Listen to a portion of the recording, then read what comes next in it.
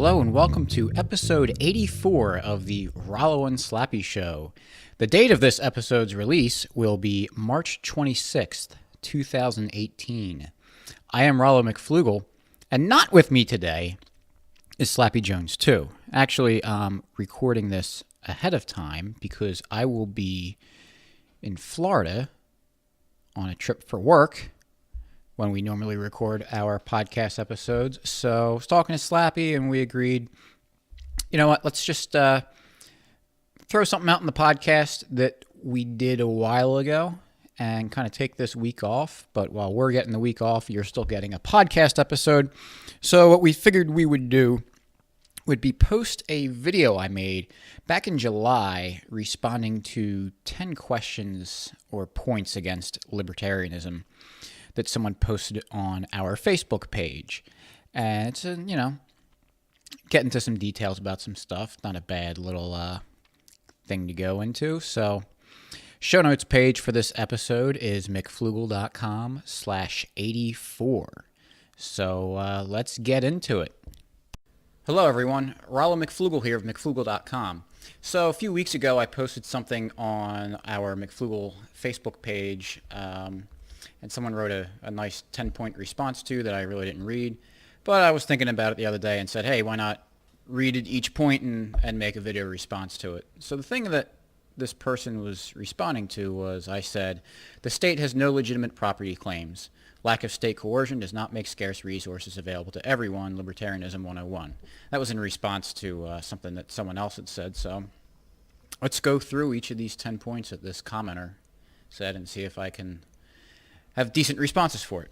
Number one, Oliver Wendell Holmes Jr. said it best, quote, taxes are the price we pay for civilization, end quote. More specifically, taxes are the price we pay for the country we love. Okay, so right off the bat, this person is conflating government and civilization. They're really two separate things. And also, you're going to say that taxes are the price we pay for a civilization, which is, we hear that all the time. It's really denying the antecedent. Kind of another fallacy there that you're saying that these things couldn't exist without the government doing them, when in reality, government is normally pretty behind the times with things. They're always playing catch up and taking credit for a lot of things that they don't really deserve credit for. So it's kind of one of those who will build the roads kind of thing. Maybe a more nuanced way of saying it. But even that who will build the roads thing, I know it's kind of a joke among libertarians now, but roads pre-existed the state and government, so it's really not an argument. Number two, taxes put out fires, keep our streets safe, provide our children with education, provide our families with health care, ensure our food and water are safe, create legal safeguards for businesses and employees, provide parks. In other words, provide us benefits every hour of the day, every day of the year. Okay, I know this, you might criticize me for splitting hairs, but it's for a greater point. But taxes themselves don't do that. Taxes are the money and the resources that are used to pay for these things to happen.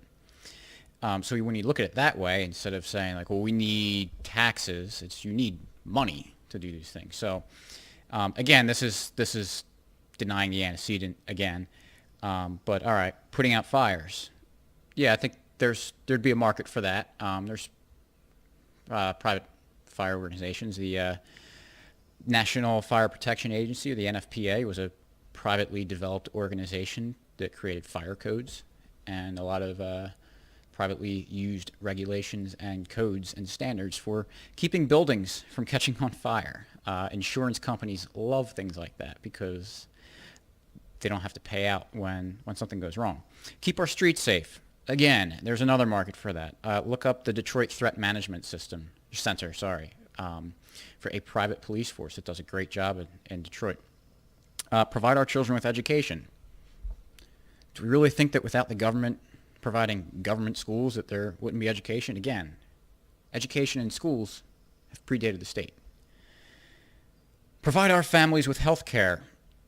Come on, I mean, it's really only been a recent thing that we say the government needs to provide health care because it was managed without state control throughout most of the entire existence of the world, or history of the world. Ensure our food and water are safe. Again, why there's no market? Do people want to eat poison and drink poison? Are you kidding me? There's all sorts of consumer protection groups that exist already. I mean, it's funny how much credit's given for the state when it's really not deserved. And keeping our water safe. Who is managing the water in Flint, Michigan? All right, create legal safeguards for businesses and employees. Again, it's just the market already does this. Provide parks. Remember, what was it? Occupy Wall Street? It's done on the private park. All right, moving on, because I don't want to spend 10 minutes on each of these points. Number 3, the average American household receives about $41,000 in public services each year, with no markup for private profit. A tremendous bargain for the vast majority of Canadians.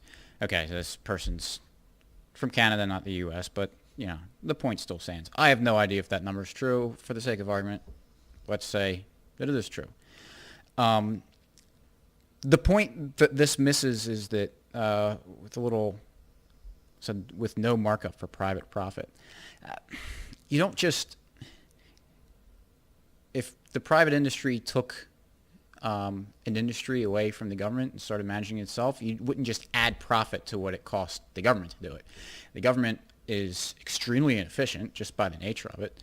And so I am sure, I guarantee that $41,000 value would be way, way less if it were handled by the private market. And not only that, how much of those public services do people even need or use? I mean, the government does a lot of silly stuff that no one actually really cares about. Number 4, past generations paid taxes for what we have today. Schools, hospitals, courts of laws, roads, public transit, parks. Our taxes today allow us to pass along those benefits to future generations, our children, grandchildren, and great-grandchildren. Just because people in the past paid taxes means that we should pay them today? I don't think that's really a good argument. And again, that's, you know, all these things have been managed by without the state in the past, and a lot of places they still do it today. So again, just saying that we pay for taxes and that they provide these things is not an argument as to why we should continue to pay them. 5, if we ignore, shortchange, or postpone funding for social, economic, and environmental problems today, the solutions become more expensive in the future. Possibly. I mean, I don't necessarily disagree with that. But I know what this person is saying is that if we don't have the state correct them now, then they're not going to get solved, and I disagree with that. I think a lot of the problems that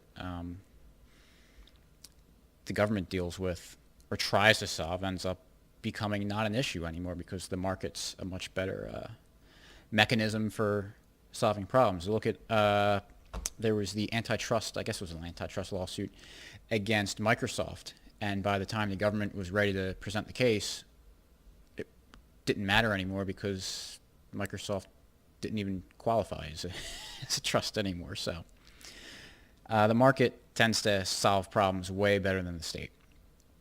Number 6, public sector employees work hard, often in difficult circumstances, to keep government running and provide the public services we need.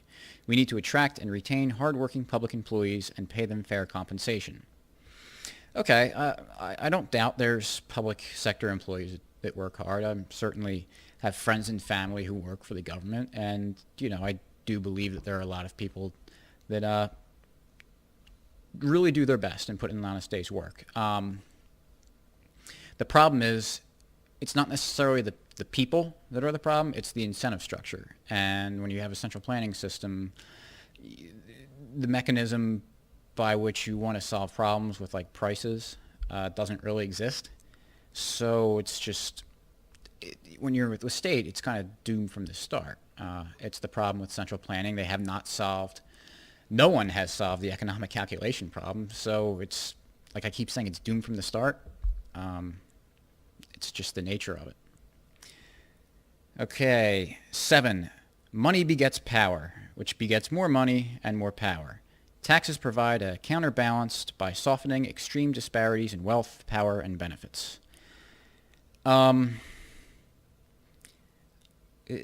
There's more. I think it's an oversimplification to just say that money begets power, and then if you have power, you get more money. And it's how do businesses get a lot of money and therefore a lot of market powers? They're serving the needs of the customers at a price that the customers want to pay. So it's a relationship that needs to be developed. I'm not saying that every business is going to treat its customers and employees very well all the time, but look at how the state treats people.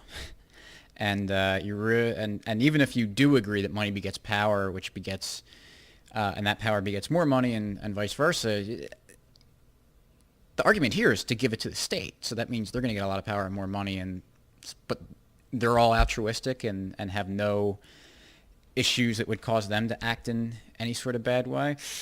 I don't buy that. And it might not be too bad for you in Canada or in the United States, but a lot of that money and power is being spent on bombs that are being dropped on people overseas. So I think those people might have something to say about the money and power being used and taken by the states. Moving on to number 8. Taxes ensure that America can build and maintain the necessary infrastructure, education, healthcare, and transportation systems to attract investment and businesses and thrive in a competitive global economy. It's just the taxes are used for maintaining the infrastructure just because the government took over that. Again, it's another more denying the antecedent. Just because the state's managing it right now does not mean that the private sector couldn't do just as good or a better job. And I think that private money and private investment works out a lot better than government-funded ones. So, number 9, taxes make the marketplace work. By maintaining a regulated business environment to protect property rights, enforce fair practices, and protect consumers and investors.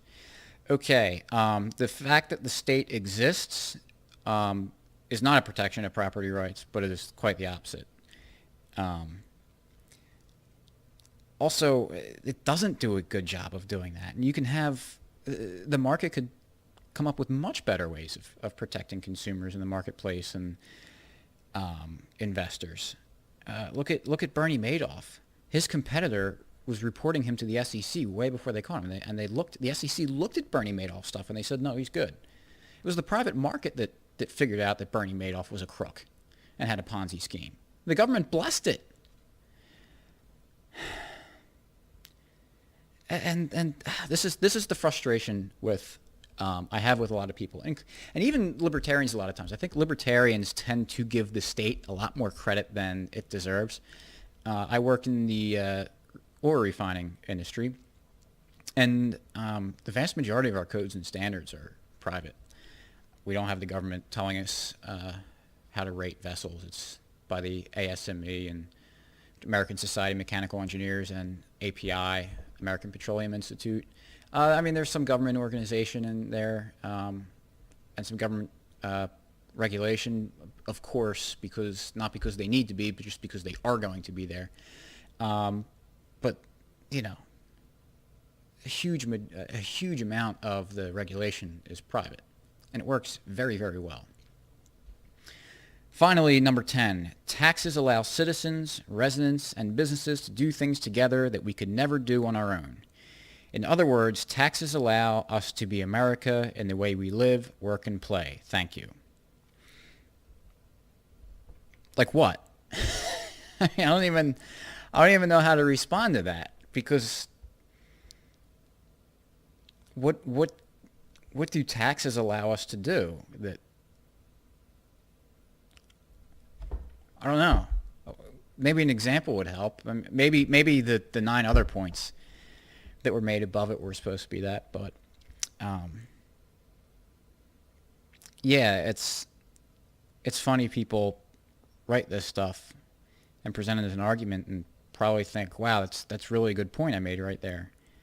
Not trying to mock this person, because I do appreciate the comment. And they took the time out to, you know, write something that took a few minutes, but that I wish I could say more on it, but there's not really anything there to comment on other than just another question like what?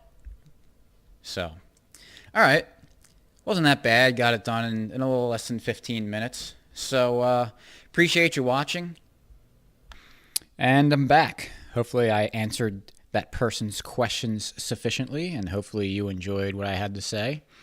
Again, the show notes page for this episode is mcflugel.com/84. And remember, go to libertymugs.com, where we mentioned a few episodes ago that Slappy and I came up with this website where we're selling libertarian-themed mugs. We have some fun with it. Also want to make sure you learn from the ideas that we're putting on these mugs. So one thing to remember is go to mcflugel.com, sign up for our email newsletter, and you will get a discount for your first Liberty Mugs purchase. So that's a pretty good deal. Each deal is awesome by itself, but again, mcflugel.com/84. And you will also find ways to subscribe to the podcast on iTunes and Stitcher and YouTube, as well as following us on Twitter and liking us on Facebook, and a couple other social media places we're at. Also, one other thing, a news item to note, remember, we have our tractor-themed fruitcake potluck this Wednesday, so we'll be sure to see you there. And we'll catch you the day after Easter. So have a good Easter weekend, and we'll catch you next week.